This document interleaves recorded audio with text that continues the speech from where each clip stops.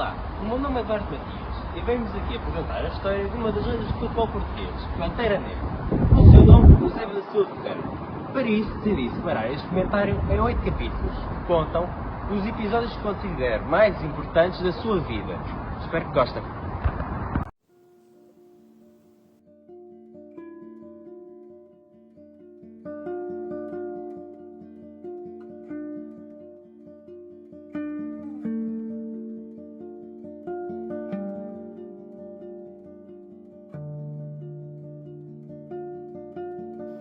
Eusébio da Silva Ferreira nasceu no dia 25 de janeiro de 1942, em Maputo, capital de Moçambique, que na época era chamado Lourenço Marques.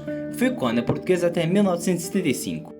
Quando tinha 8 anos, seu pai veio a falecer, o que fez com que tivesse dificuldades ao longo da sua infância, pois Eusébio não era filho único. Mas isso não o abalou, pois tinha um sonho de um dia vir a ser um grande jogador. Em Moçambique, Eusébio jogava numa equipa amadora já com 15 anos, chamada de Os Brasileiros, onde cada jogador tinha uma alcunha de um jogador brasileiro. Eusébio, pela semelhança de estilo de jogo, era apelidado Pelé. Na altura, ainda jovem, tinha o objetivo de jogar pelo Desportivo, que era uma filial do Benfica em Moçambique, mas acabou por ser rejeitado 2 vezes.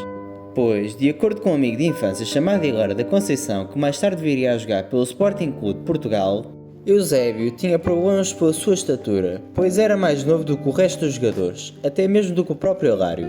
Porém, a habilidade de Eusébio era inigualável, que acabou por ser mais tarde contratado pela filial do Sporting em Moçambique, com a ajuda do seu amigo Hilário. Por isso, diz que o Sporting foi o primeiro clube profissional a ter Eusébio como jogador, onde fez mais de 40 jogos, marcando por volta de 80 golos, o que chamou o interesse de muitos clubes portugueses e também de José Carlos Bauer, um jogador do São Paulo do Brasil que no ano de 1960 indicou Eusébio a um antigo treinador húngaro chamado Bela Gutmann, que pelo nome já dá para adivinhar o que aconteceu. Gutmann via potencial no jovem de 17 anos para o Benfica, no entanto, era mais fácil para o Sporting levar o Eusébio da filial para a equipa principal. Bem, o que contam é que a SAD do Benfica colocou no avião e mandaram-no para Lisboa, onde o trancaram no hotel por volta de uma semana com medo que o Sporting conseguisse ficar com o Eusébio. No final deu certo e a mãe do Eusébio assinou o contrato e recebeu o devido dinheiro, e assim Eusébio de leão virou águia. Anteriormente chamado de Pelé, aos poucos começou a ser apelidado de Pantera Negra por ser um jogador forte e rápido. Essas competências estariam agora ao serviço do Benfica, estreando-se pela equipa principal em 1961. Numa derrota por 4-1 contra o Vitória de Setúbal, mas deixando a sua marca marcando nesse jogo. É de se referir que nessa altura o Benfica tinha acabado de ganhar a Champions League, acabando com o longo reinado de 5 anos do Real Madrid. Eusébio era uma jovem estrela que chegou em teoria para compor um plantel que já tinha jogadores que se tornaram lendas do Benfica, como o guarda-redes Costa Pereira, o José Águas e o Mário Coluna. Agora, fazendo parte desse grupo, Eusébio estava pronto para se mostrar ao futebol europeu. Era um jogador de extrema velocidade, uma dimensão física muito interessante, que era notoriamente letal na hora de marcar golos e que agora começaria a sua caminhada em solo português de uma forma brilhante. A primeira época de Eusébio no campeonato português não foi das melhores, tal como é hoje. Naquela altura, os encarnados costumavam lutar pelo título com os outros dois gigantes, Porto e Sporting. Nessa edição do campeonato português, os Leões foram campeões com 7 pontos de vantagem sobre o Benfica, que terminou em terceiro. Algo que de certa forma poderia inicialmente parecer uma boa resposta do Sporting à perda da contratação de Eusébio, afinal mesmo seu jovem promissor foram lá e venceram o campeonato português. Mas Eusébio deixou o seu espetáculo no campeonato português para as épocas seguintes, porque nesta a equipa comandada por Bela Gutmann teve a hipótese de fazer história uma vez que o Benfica era o atual campeão da Taça dos Campeões. Estava a competir à procura do bicampeonato. A chegada de Eusébio só tornou aquela equipa ainda mais forte e pouco a pouco tornou-se a força dominante da equipa. O que hoje conhecemos como Liga dos Campeões não tinha fase de grupos na altura. Então, o Benfica já começou a jogar no que seria equivalente aos oitavos de final contra o Áustria Viena. O Benfica empatou 1-1 na primeira mão, na Áustria, mas na segunda mão ficou simplesmente 5-2, com o primeiro gol de Eusébio a nível europeu. Na seguinte fase, o adversário ficou mais complicado. O Nuremberg da Alemanha surpreendeu o Benfica e venceu por 3-1 lá em solo alemão. Mas no regresso à luz sabemos que as coisas são diferentes. O buraco foi mais baixo e Eusébio limitou-se a marcar 2 golos na goleada por 6-0 no Benfica que assim foi para as meias finais, onde defrontou o Tottenham, vencendo o primeiro jogo por 3-1 e perdendo o segundo por 2-1. No agregado, o Benfica foi para a final, com o jovem Eusébio a conseguir vencer na sua primeira época no futebol europeu a maior competição.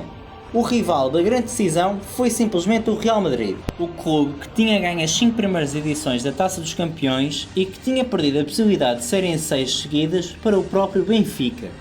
Então, no dia 2 de maio de 1962, no Estádio Olímpico de Amsterdão, perante uma plateia de mais de 60 mil pessoas, os dois clubes limitaram-se a dar um espetáculo em campo na primeira parte com uma chuva de golos, com 3 do Real Madrid, os 3 de Ferenc Puskás, e o Benfica a reapostar com um de José Águas e outro de Cavém.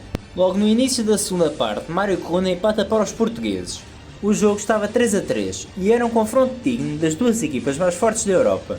Talvez fosse ganhar quem tivesse uma carta na manga, algo diferente, e felizmente para os encarnados, o Benfica tinha uma, chamava-se Eusébio da Silva Ferreira. Aos 65, o Pantera Negra faz o 4-3 de penalti, e apenas 3 minutos depois, no livre ensaiado, colocou um remate fora da área para o canto da baliza, para selar o 5-3 e dar ao Benfica o bicampeonato europeu. E foi feito. Um jovem de 20 anos que há pouco tempo jogava na Liga Moçambicana agora era simplesmente o protagonista do título da maior competição europeia de clubes. Com a conquista do grande campeonato europeu, o treinador húngaro Bela Gutmann sentiu-se privilegiado por pedir um aumento salarial, e mesmo com todas as conquistas e o seu sucesso ao leme do clube, a direção do Benfica negou, o que fez com que o treinador se ficasse indignado, dizendo: sem mim nem daqui a 100 anos o Benfica conquistará uma taça continental. Começando uma maldição. O treinador chileno Fernando Riera foi escolhido para dar seguimento ao trabalho no Benfica, que veio na época seguinte forte com a missão para conquistar tudo. Em 1961, quando o Benfica era campeão europeu, não conseguiu sagrar-se campeão do mundo, porque perdeu a final no Intercontinental para o Peñarol. Mas agora, em 1962, tinha uma nova superpotência para tentar conquistá-la. Tinham o Eusébio. Mas o que não esperavam é que o Santos Futebol Clube ganhasse a Libertadores e depois fosse o rival do Benfica na final do Mundial. O Santos de Pelé, o rei do futebol, jogador com quem o próprio Pelé tinha sido comparado várias vezes, agora iria enfrentá-lo cara a cara. Em 1961, Santos e Benfica já se tinham defrontado num amigável, em que Pelé marcou 2 golos e Eusébio 3, mas o Santos venceu por 6-3. Em 1962, Pelé e Eusébio tinham-se defrontado mais 2 vezes em amistosos entre as seleções de Portugal e do Brasil, onde o Brasil venceu os 2 duelos. Por isso, dá para dizer que na conta pessoal está 3-0 para o Pelé. A 16 de setembro de 1962, o Benfica estava no Brasil para enfrentar o Santos no jogo de ida do Intercontinental no Maracanã, cheio para mais de 35 mil pessoas. Sem cerimónia, o Pelé apresentou-se para os europeus, marcando 2 golos na vitória do Santos por 3-2. No jogo de volta, no Estádio da Luz, com 70 mil benfiquistas a pressionar, as coisas poderiam ter sido diferentes. Mas Pelé marcou 3 golos e deu uma assistência no resultado que chegou aos 5-0 para o Santos. Mas terminou em um 5-2 com o Eusébio a marcar um dos golos de honra. Mais uma vez, o Benfica foi vice-campeão do mundo, perdendo para um adversário mais do que digno. No entanto, a história entre Eusébio e Pelé não terminou por aí. Quis o destino que eles se enfrentassem no auge do futebol.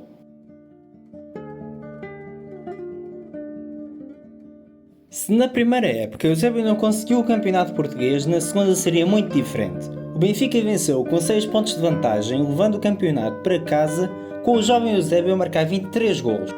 E muito perto da artilharia, o que seriam apenas uma amostra do que estava por vir. O grande objetivo da época 62-63 talvez fosse ganhar o 3º campeonato europeu consecutivo. Para isso, eliminaram primeiro o Norrköping da Suécia, depois o Dukla Praga da República Checa e ultrapassaram o holandês Feyenoord para chegar à final e defrontar o todo-poderoso Milan. Num caminho para a final, Eusébio marcou 5 gols em 6 partidas, sendo o artilheiro da competição. Em 26 de maio de 1963, num Wembley com mais de 45 mil pessoas, não demorou muito para mostrar porque é que era um dos melhores jogadores da Europa.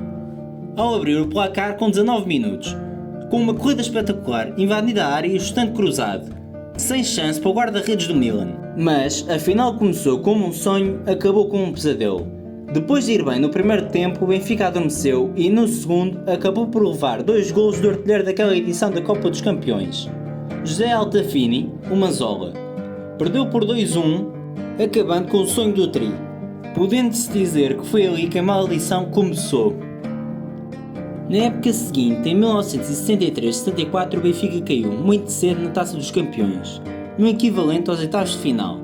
O segundo campeonato português chegou naturalmente, com a época estrondosa de Eusébio, que foi pela primeira vez melhor marcador da Liga Nacional, marcando 28 golos, 6 a mais do que o segundo melhor marcador. E isso foi apenas um prelúdio do que estava para vir, pois Eusébio ia empilhando artilharia atrás de artilharia, não dando hipótese a mais ninguém dentro de só o português. Em 64-65 voltou a marcar os 28 golos, conquistaram mais um melhor marcador da Liga Portuguesa, naquele que foi o ano do terceiro campeonato consecutivo.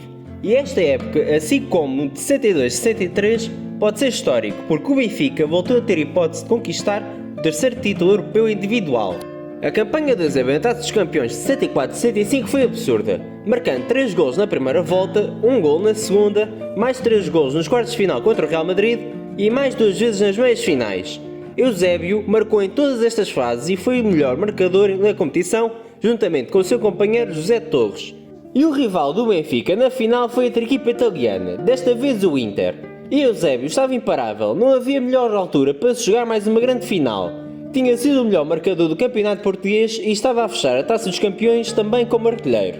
Mais uma vez o Benfica foi derrotado, e foi de uma forma cruel. Aos 42 minutos da primeira parte, o brasileiro Jair do Inter de Milão chuta uma bola no meio da baliza e o guarda-redes Costa Pereira leva um frangaço, fazendo o Benfica amargurar mais uma vez o vice-campeonato europeu.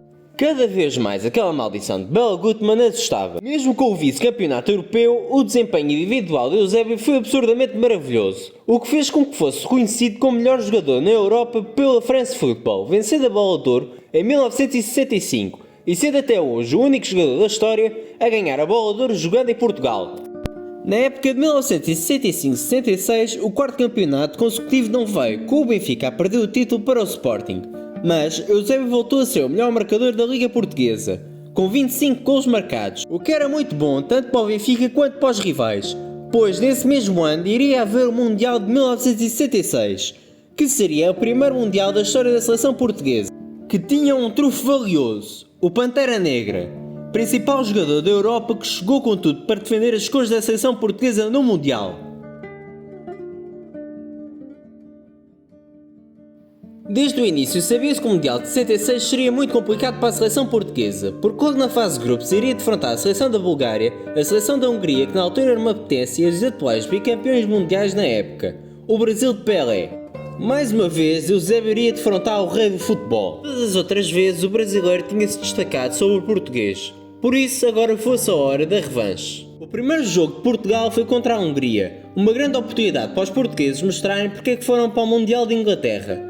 E não desperdiçaram, vencendo por 3-1, com 2 gols de José Augusto e um de José Torres, este último com uma assistência de Eusébio.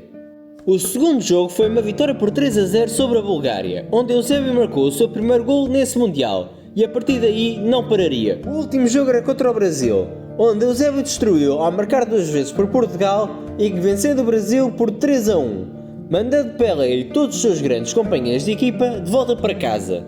Com isso, Portugal avançou no difícil grupo e defrontou a Coreia do Sul nos quartos de final, num jogo em que Eusébio foi simplesmente impossível, marcando 4 gols na vitória por 5-3. Portugal estava nas semifinais para defrontar os anfitriões do torneio, a Inglaterra, e apesar de Eusébio ter deixado o seu gol, não conseguiu ultrapassar os ingleses e foi eliminado, perdendo por 2-1. Na disputa pelo terceiro lugar, Eusébio mais uma vez foi à rede, marcando um penalti contra o lendário guarda-redes soviético Lev Yashin e dando a Portugal a vitória, que fez com que o terceiro lugar naquele Mundial de 66 se tornasse até hoje a melhor classificação de Portugal na história dos Mundiais.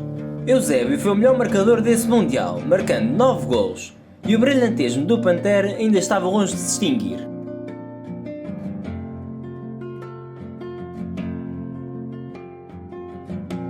A época de 66-67 mostrou que Eusébio não estava nada abalado com as derrotas do Mundial e recentemente da Taça dos Campeões, conseguindo elevar ainda mais o seu nível a jogar no Campeonato Português, levando o Benfica em mais uma vez a um título nacional e garantido mais um melhor marcador do campeonato, desta vez com o seu melhor registro de golos, 31. O Pantera estava tão faminto na época de 67-68 que conseguiu elevar ainda mais, marcando 42 golos em apenas 26 jornadas do Campeonato Português, uma média superior a 1,6 golos por jogo, e simplesmente a quinta artilharia consecutiva em terras lusitanas. Uma artilharia colossal que ajudou a colocar Eusébio cada vez mais ao nível que é hoje, o melhor jogador da história do futebol português. Em Portugal ninguém jogou mais do que Eusébio, mas apesar de tudo, o gênio de Moçambique ficou com essa marca na sua carreira de nunca conseguir repetir aquela conquista da Taça dos Campeões que aconteceu em 62. No total, chegou a 4 finais, vencendo uma e perdendo 3. É inegável que ele levou o Benfica a um nível que até hoje não conseguiu regressar, mas haverá sempre aquele sentimento de que poderia ter sido um pouco melhor, podia ter ido um pouco mais longe. Mas ainda assim, Eusébio marcou uma época que nunca será esquecida e que fez dele um dos maiores jogadores da história do clube. Nos anos seguintes, Eusébio continuou a jogar bem no campeonato português, marcando 20 gols na época de 79-70 e 40 gols na época de 72-73, com 31 anos de idade. Além disso, conduziu o Benfica para mais 5 títulos de campeonato nacional, totalizando 11 ligas portuguesas na sua sala de troféus. Eusébio é até hoje o jogador com mais campeonatos portugueses conquistados na história. Além da Taça dos Campeões, conquistou ainda mais 5 Taças de Portugal, totalizando 17 títulos de maior magnitude pelo Benfica, para além de ter sido 7 vezes melhor marcador do campeonato português e 3 vezes da Copa dos Campeões. Entre estas artilharias locais, 2 delas garantiram a Eusébio a Bota de Ouro, o prémio dado ao jogador com mais gols em todas as ligas nacionais do continente europeu. Foi em 68 com 42 gols e em 73 com 40 gols. Em 1975, Eusébio pôs fim à sua brilhante carreira no Benfica. Teve breves passagens por vários clubes do Canadá, México e Estados Unidos, além de regressar a Portugal vestindo as camisolas do Tomar e do Beira-Mar. O último clube do Pantera Negra foi o New Jersey Americans, onde se formou em 1979, sofrendo várias lesões na parte final da sua carreira. No total ficou 15 anos no Benfica, onde marcou 638 golos em 614 jogos, uma média de mais de um gol por jogo, para além de ser o melhor marcador da história do clube. Pela seleção portuguesa foram 41 golos em 65 jogos. E entre os seus muitos feitos individuais está o fato de ter sido eleito o 8º melhor jogador do século XX pela revista Placar e o 9º melhor jogador do século XX pela revista IFFHS. No dia 5 de janeiro de 2014, Eusébio, o Pantera Negra, morreu aos 71 anos, vítima de uma paragem cardiorrespiratória. Seu corpo foi sepultado no Estádio da Luz, palco das suas maiores glórias, e milhares de pessoas foram prestar homenagem ao gênio falecido. O Estádio da Luz tem uma magnífica estátua de Eusébio à sua frente, e a avenida que leva ao estádio foi rebatizada de Avenida Eusébio de Silva Ferreira. Eusébio é recordado como um jogador que mudou o nível da seleção portuguesa, fez com que fosse respeitado em todo o mundo, e também no futebol português como um todo, marcando uma época no Benfica que ao mais alto nível derrubou os gigantes europeus. Eusébio, estrela gênio africano português europeu moçambicano, independente da palavra que se use para referir a este craque, o melhor talvez seja eterno.